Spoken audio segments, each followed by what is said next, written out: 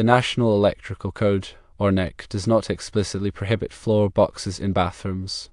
However, Article 406.9 requires all electrical boxes in damp or wet locations to be listed for those locations. Local building codes may vary on the installation of floor boxes in bathrooms. Some codes may prohibit them altogether, while others may allow them with certain restrictions.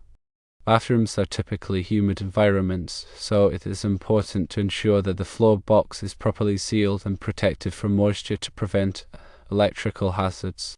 The cover of the floor box must be flush with the floor surface to avoid tripping hazards.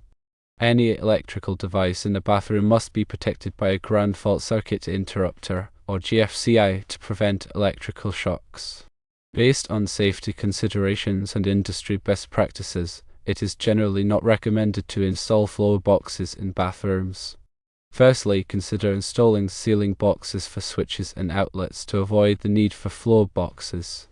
Secondly, use wall-mounted access plates for electrical connections that need to be accessible from the floor. Thirdly, install pull boxes in the ceiling or wall to provide access to conduit runs without the need for floor boxes. While it may not be illegal in all cases, it is strongly discouraged to install floor boxes in bathrooms due to safety concerns and the availability of alternative solutions. If possible, consider using other methods to provide electrical access in bathrooms. Always consult with local building officials and qualified electricians for specific requirements and guidance. To elaborate further, even if the NEC doesn't explicitly forbid floor boxes in bathrooms, the spirit of the code leans towards safety and practicality. The potential for moisture intrusion is a significant concern. Water and electricity don't mix, and a poorly sealed floor box can become a conduit for electrical shorts, ground faults, and potential shocks. The requirement for boxes in damp or wet locations to be specifically listed underscores this concern. The listing ensures the box has been tested and certified to withstand the rigors of a moist environment. Think about the daily steam from showers, splashes from sinks, and the general humidity that lingers in a bathroom. These conditions can quickly degrade non-rated electrical components. Now, consider the local building codes. These are often more stringent than the NEC and can vary significantly from one jurisdiction to another. It's crucial to check with your local building department to understand their specific regulations regarding electrical installations in bathrooms. They might have outright bans on floor boxes or impose specific requirements, such as minimum distances from water sources or specific types of seals. Beyond the code, there's the issue of practicality. Bathrooms are typically smaller spaces, and a floor box can easily become an obstruction. Even with a flush cover, it can still pose a tripping hazard, especially for individuals with mobility issues. The GFCI protection is non-negotiable. All receptacles in bathrooms must be GFCI protected to minimize the risk of electric shock. This protection works by monitoring the current flowing through the circuit and quickly interrupting the power if it detects any leakage to ground. This leakage is often indicative of a fault that could cause a shock. The alternatives to floor boxes offer safer and more practical solutions.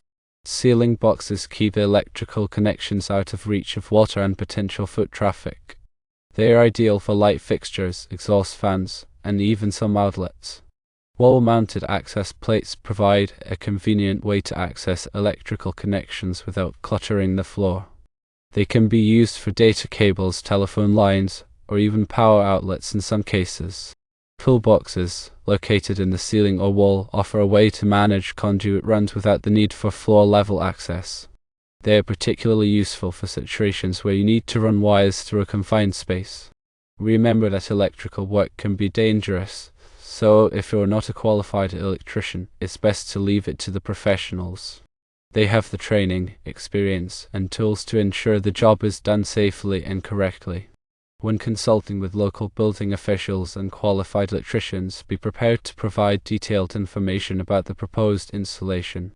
This includes the location of the floor box, the type of wiring being used, and the type of equipment being connected. They can then assess the situation and provide guidance based on the specific circumstances. Furthermore, the choice of materials for any electrical installation in a bathroom is crucial.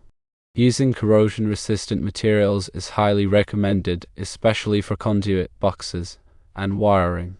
This will help prevent premature failure due to moisture and humidity. Proper grounding is also essential for safety. All electrical equipment in a bathroom must be properly grounded to provide a safe path for fault current to flow back to the source. This helps to minimize the risk of electric shock. Regular inspections of electrical installations in bathrooms are also important to identify any potential problems early on. Look for signs of water damage, corrosion, or loose connections.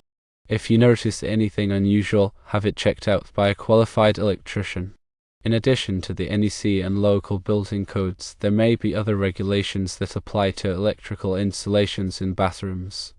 For example, the Americans with Disabilities Act, or ADA, sets standards for accessibility in public accommodations, including bathrooms. These standards may affect the placement of electrical outlets and switches. In summary, while installing a floor box in a bathroom might not be explicitly illegal in every jurisdiction, it's generally not recommended due to safety concerns and the availability of better alternatives.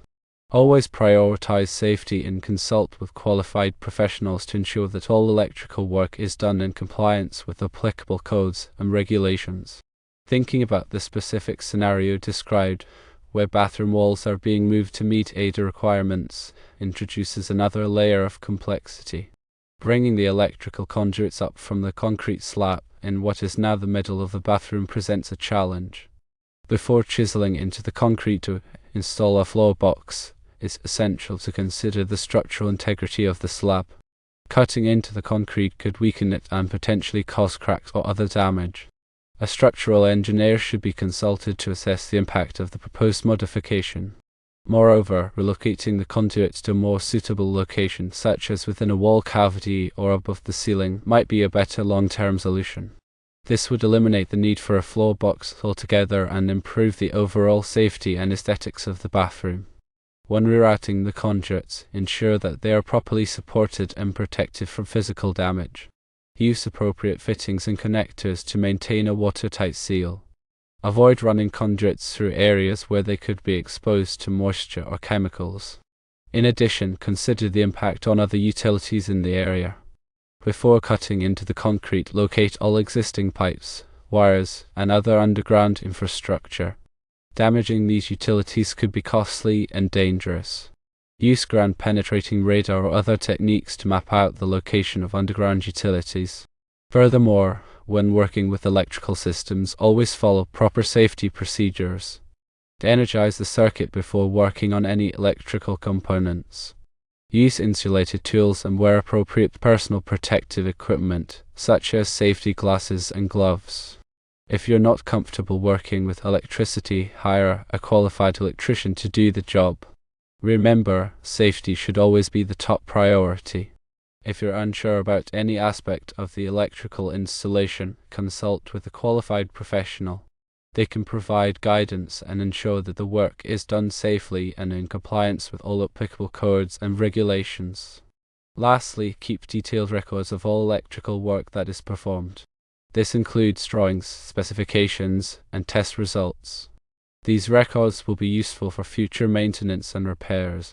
In conclusion, the decision of whether to install a floor box in a bathroom is a complex one that requires careful consideration of safety, code compliance, and practical considerations. While it may not be explicitly illegal in all cases, it's generally not recommended due to the potential risks. Explore alternative solutions, consult with qualified professionals, and always prioritize safety.